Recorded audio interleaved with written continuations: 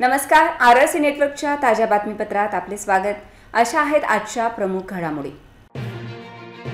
Headlines प्रस्तुत करता Marcus the readymade multibrand showroom. सर्वोत्तम quality, fresh stock, latest designs, reasonable rate. LRT college road, Raghuvanshi Mangal कार्यालयाच्या बाजूला, Akola. Living relationship मधून बारामतीच्या युवकाची बाळापूर देगाव मध्ये हत्या, आरोपीला अटक। हॉटेल महाकालीला कुणाचा आशीर्वाद, कारवाई थांबवण्यासाठी पोलिसांवर आणला होता दबाव। महिला मुलींच्या सुरक्षेसाठी दामिनी पथकाला मिळाल्या 34 दुचाकी, मान्यवरांच्या हस्ते लोकार्पण। नाविन्यपूर्ण तंत्रज्ञान व कृषी उद्योजकता विकासावर कृषी विद्यापीठात राष्ट्रीय परिषदेचे आयोजन। सोन्याच्या दरात अचानक झळाळी, सोने पोहोचले 66,000वर, सोन्याचे दर 70,000वर जाण्याची शक्यता। आता सविस्तर बातम्या।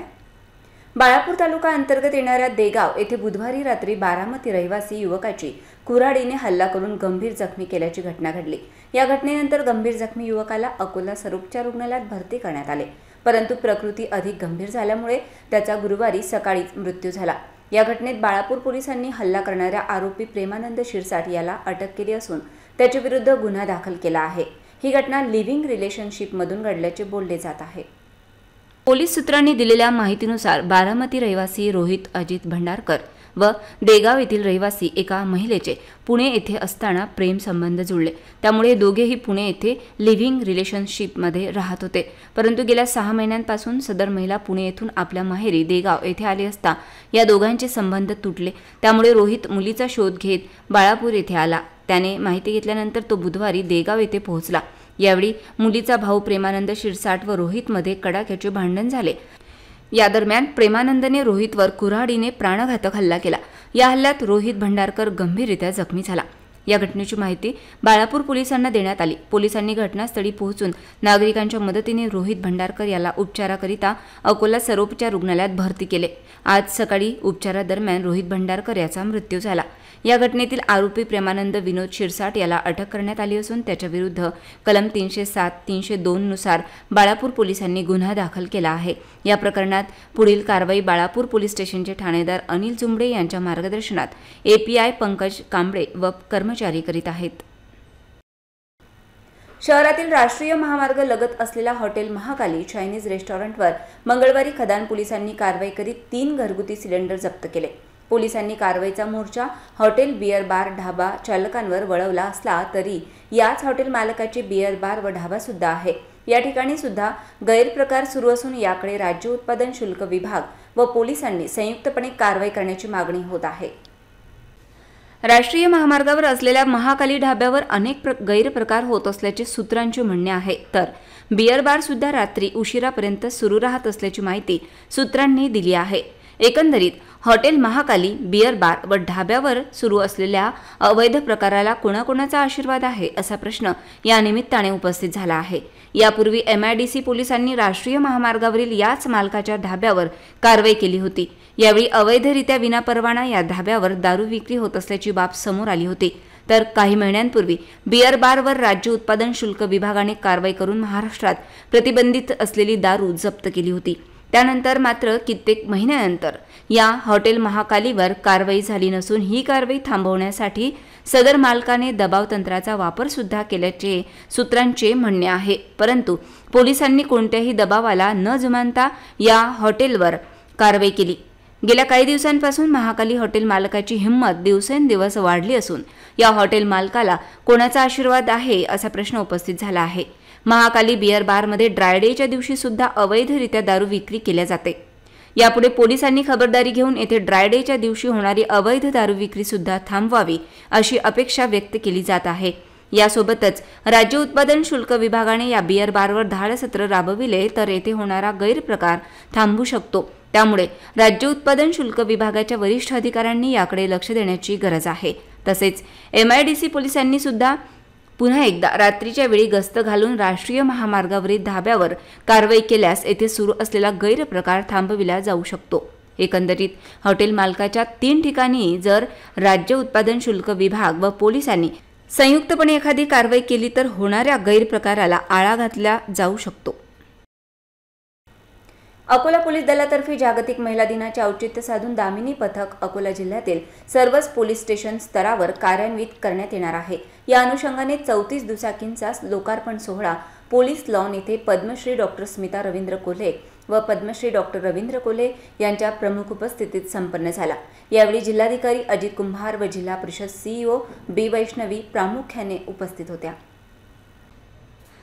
शहरासह जिल्ह्यातील महिला मुलींच्या सुरक्षेच्या दृष्टिकोनातून अकोला पोलीस दलाने कंबर कसली आहे.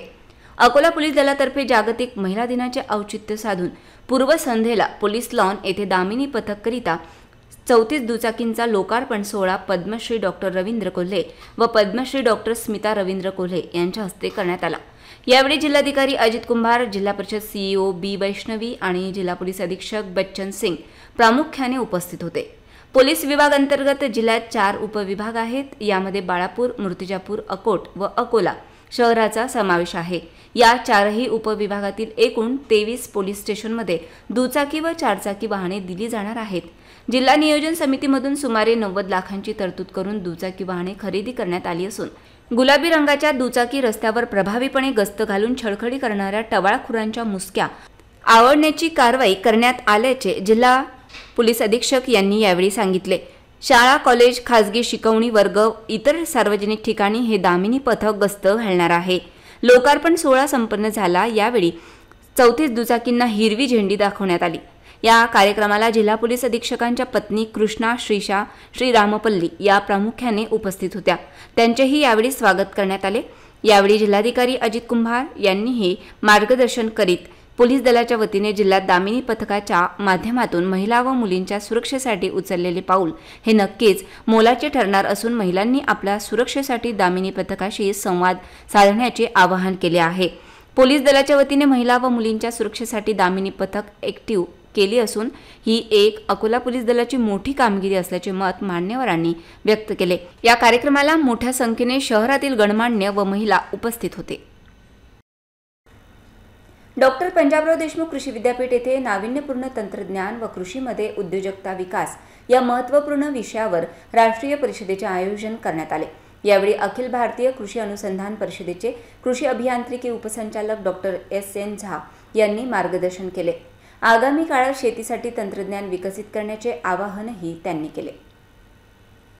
आपण शेतीला व्यवसाय म्हणून समजत नव्हतो, परंतु आता नवा विचार आपल्याला आणावा लागेल.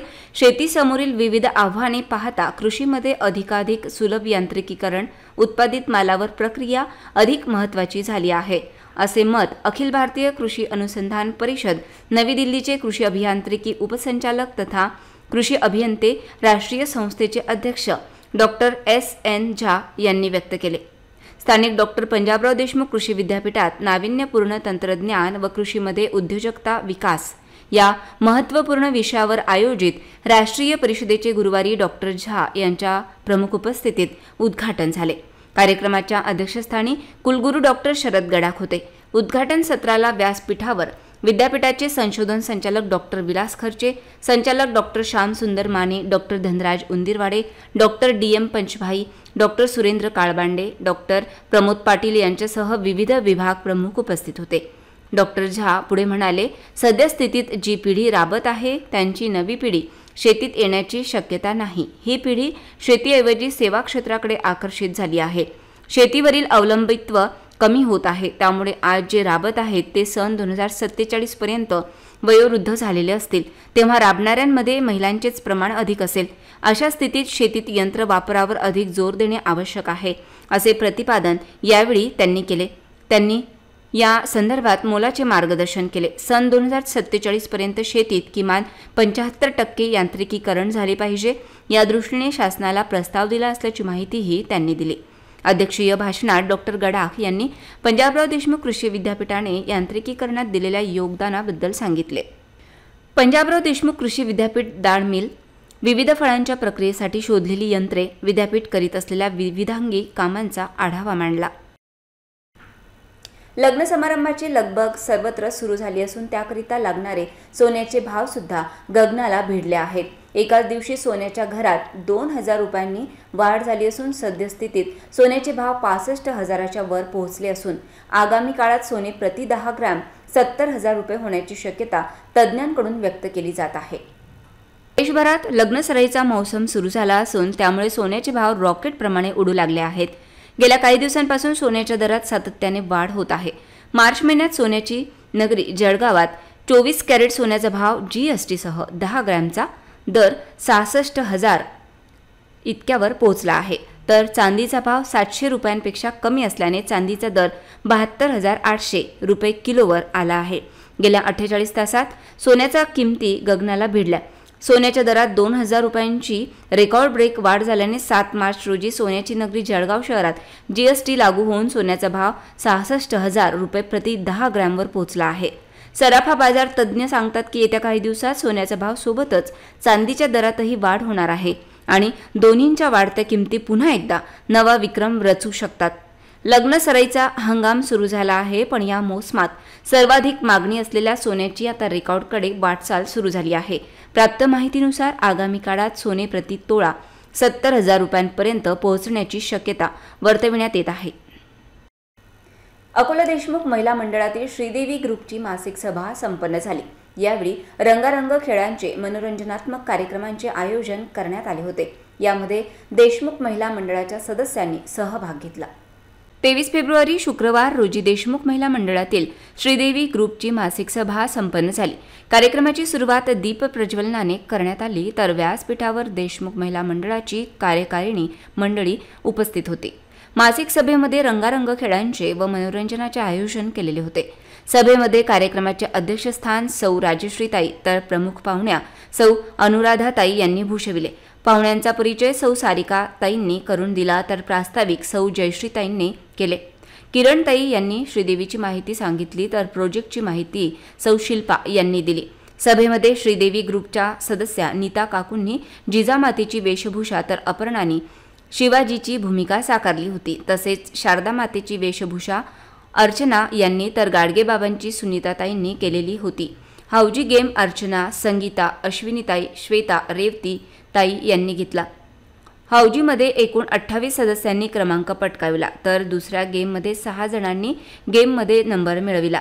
त्याचप्रकारे ड्रेस कोडचे नंबर काढण्यात आले। श्रीदेवीवर आधारित गीतांचे सिनेमा ओळखण्याचा गेम घेण्यात आला, तसेच ड्रेस कोडचे पण बक्षीस देण्यात आले। देशमुख मंडळातील शीतल, शुभांगी, शिल्पा, प्रियंका, सोनाली, निकिता, अरुणा, वर्षा, प्रतिभा, वैशाली, दीपाली, नैना, मंजू, संजीवनी, रोहिणी, नीता, मनीषा, राखी, स्वाती, प्रीती, मीना, माया, प्रेरणा, दीप्ती, साधना, विद्या, श्रद्धा, रेवती, संगीता यांनी पारितोषिके पटकावले। तसेच अध्यक्ष व प्रमुख पाहुणे यांनी मोलाचे मार्गदर्शन केले।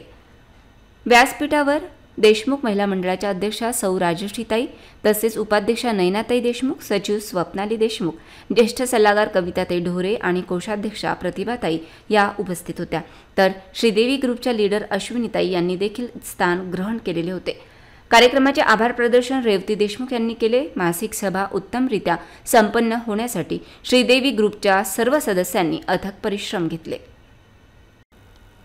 महाराष्ट्राची भूमी सांस्कृतिकदृष्ट्या समृद्ध असून येथील वैविध्य, कला, बोली, संगीत यांचे दर्शन महासंस्कृती महोत्सवातून घडेल असा विश्वास महसूल मंत्री तथा जिल्ह्याचे पालकमंत्री राधाकृष्ण विखे पाटील यांनी महासंस्कृती महोत्सवाच्या शुभारंभ प्रसंगी व्यक्त केला।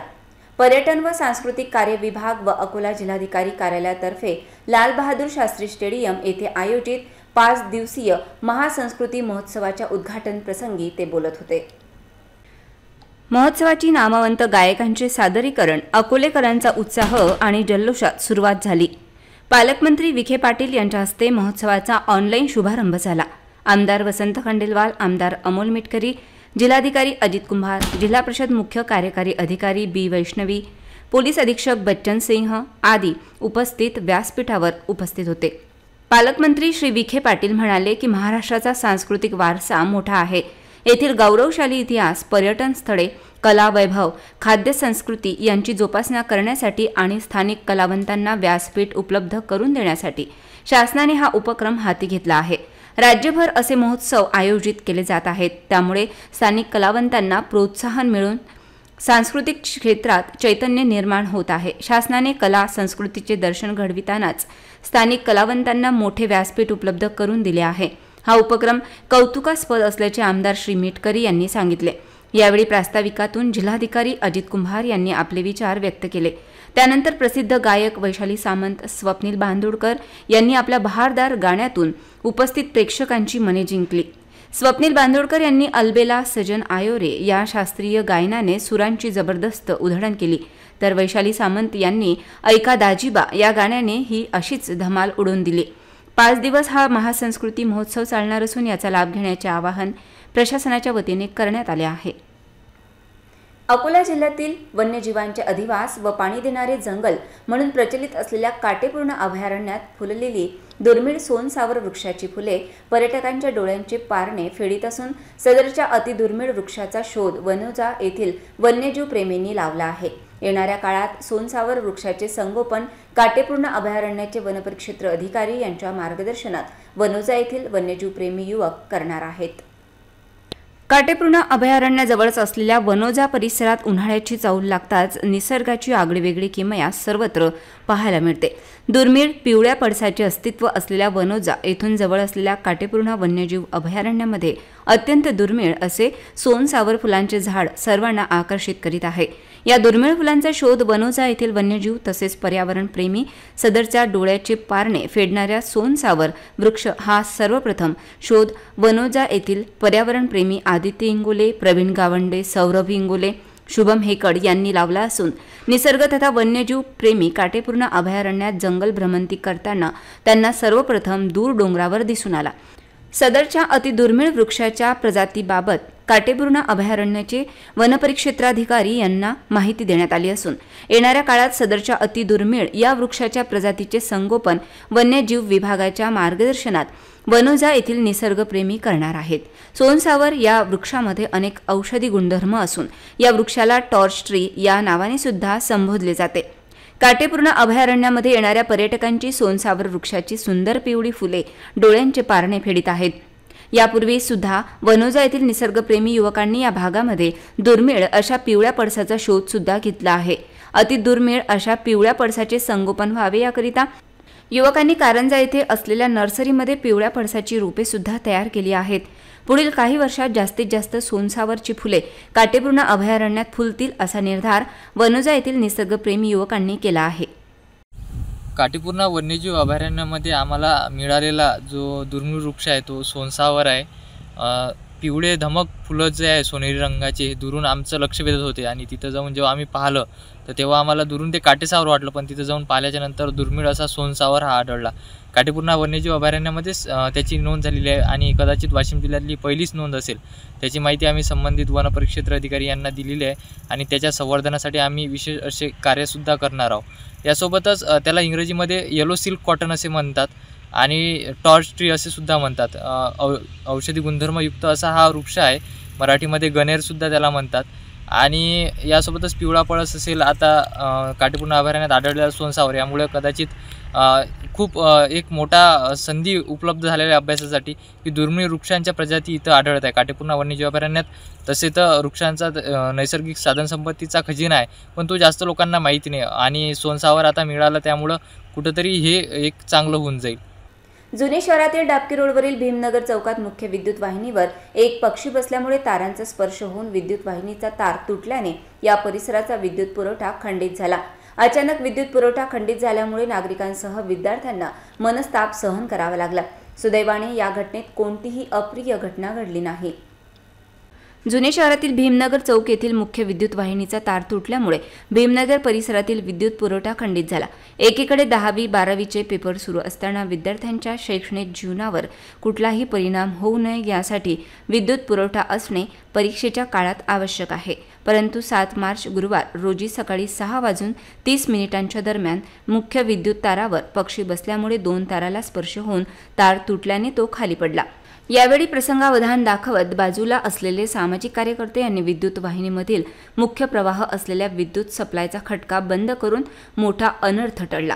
वेळीच कोणाच्या जीवाला धोका निर्माण होण्यापूर्वीच हा विद्युत प्रवाह बंद केला। तसेच यावेळी कॉटन मार्केट येथील विद्युत कर्मचाऱ्यांशी संपर्क साधला असता फोन लागला, पण फोन कोणीही उचलला नाही. तसेच टोल फ्री क्रमांकावर सुद्धा संपर्क साधला असता त्यावरही कुठलाही प्रतिसाद मिळाला नाही. त्यामुळे विद्युत प्रवाह सुरू असलेला जिवंत तारेचा जर कोणाला स्पर्श झाला तर मोठी दुर्घटना घडली असती. असे असताना महावितरणच्या कर्मचारी व टोल फ्री क्रमांकाचा कुठल्याही प्रकारचा प्रतिसाद सामान्य नागरिकांना मिळत नाही. यावरून एकदा पुन्हा महावितरणच्या कार्यप्रणालीवर प्रश्नचिन्ह निर्माण झाले आहे. 10वी-12वी विद्यार्थ्यांच्या परीक्षा सुरू असून त्यांच्या भविष्यावर परिणाम होऊ नये यासाठी या त्वरित विद्युत पुरवठा सुरू करण्यात यावा अशी मागणी भीमनगर येथील सामाजिक कार्यकर्ते यांच्या वतीने करण्यात आली आहे. मी सुभाष शिरसाट, भीमनगर जुने शहरमध्ये मी 6:30 वाजता आज सकाळी पहाटे कामाला जात असताना या डीपीच्या वरच्या तारावर काही पक्षी बसले असताना शॉर्ट सर्किट झाला, तार तुटला. काही आमचे भीमनगरचे कार्यकर्ते त्यांनी तो डीपीचा तो खटका जो असते तो खाली केला, ती लाईन बंद पडली. तरी MECB वाल्यांनी तात्काळमध्ये इथे येऊन सेवा द्यावी व लाईन जे बंद पडली आहे ते चालू करण्यात यावी. असल्यामुळे तो साईडला पडलेला आहे, परंतु कळत न कळत त्याच्यावरून कोणाचा धक्का लागला नाही. अगर लागला तर कमी जास्त जीवाचं होणार, जीवितहानी होऊ शकते. परंतु तात्काळमध्ये MECB वाल्यांनी यावं व इथं सेवा देऊन तात्काळमध्ये चालू करून घ्यावी लाईन, एवढीच आमची विनंती आहे. मराठा आरक्षणासाठी लढा देणारे मनोज जरांगे पाटील यांच्याविरुद्ध SITची चौकशी रद्द करण्यात यावी या मागणीसाठी गुरुवारी जिल्हाधिकारी कार्यालयासमोर मराठा समाज बांधवांद्वारे निदर्शने करीत जिल्हाधिकाऱ्यांना निवेदन देण्यात आले. मराठा आरक्षणासाठी लढा देणारे मनोज जरांगे पाटील यांच्याविरुद्ध SIT चौकशी रद्द करण्यात यावी या मागणीसाठी आज मराठा समाज बांधवांनी अकोला जिल्हाधिकारी कार्यालय परिसरात घोषणाबाजी केली. आतापर्यंत लोकशाही पद्धतीने व शांततेच्या मार्गाने आंदोलन करीत असलेल्या जरांगे पाटील यांच्याविरुद्ध SIT चौकशी ही अन्यायकारक असून राज्यातील संपूर्ण मराठा समाजात असंतोष निर्माण झाला असल्याचे निवेदनात म्हटले आहे. मराठा आरक्षणाच्या आंदोलनाचे दरम्यान आंदोलकांवर दाखल झालेले गुन्हे मागे घेण्याबाबत आश्वासन देऊन सुद्धा अद्यापपर्यंत याबाबत कोणतीही कार्यवाही झालेली नाही. ते सर्व गुन्हे मागे घेण्यात यावे ही मागणी सुद्धा यावेळी निवेदनाद्वारे करण्यात आली. पुन्हा एक नजर टाकूया आजच्या प्रमुख घडामोडींवर. हेडलाइन्स प्रस्तुत करता Marcus the readymade multibrand showroom. सर्वोत्तम quality, fresh stock, latest designs, reasonable rate. LRT college road, Raghuvanshi Mangal कार्यालयाच्या बाजूला, अकोला. लिव्हिंग रिलेशनशिपमधून बारामतीच्या युवकाची बाळापूर देगावमध्ये हत्या, आरोपीला अटक. हॉटेल महाकालीला कुणाचा आशीर्वाद, कारवाई थांबवण्यासाठी पोलिसांवर आणला होता दबाव. महिला मुलींच्या सुरक्षेसाठी दामिनी पथकाला मिळाल्या 34 दुचाकी, मान्यवरांच्या हस्ते लोकार्पण. नाविन्यपूर्ण तंत्रज्ञान व कृषी उद्योजकता विकासावर कृषी विद्यापीठात राष्ट्रीय परिषदेचे आयोजन. सोन्याच्या दरात अचानक झळाळी, सोने पोहोचले 66,000वर, सोन्याचे दर 70,000वर जाण्याची शक्यता. बातम्यांसाठी तुम्ही पाहत रहा RRC न्यूज. यूट्यूब चॅनलवर तुम्ही पण लाईक आणि सबस्क्राईब करा RRC डिजिटल अकोला हे यूट्यूब चॅनल. जगभरात कुठेही पहा RRC डिजिटल अकोला. पुन्हा भेटूया ताज्या बातम्यांसह, नव्या घडामोडींसह, नव्या बातमीपत्रात. तोवर नमस्कार.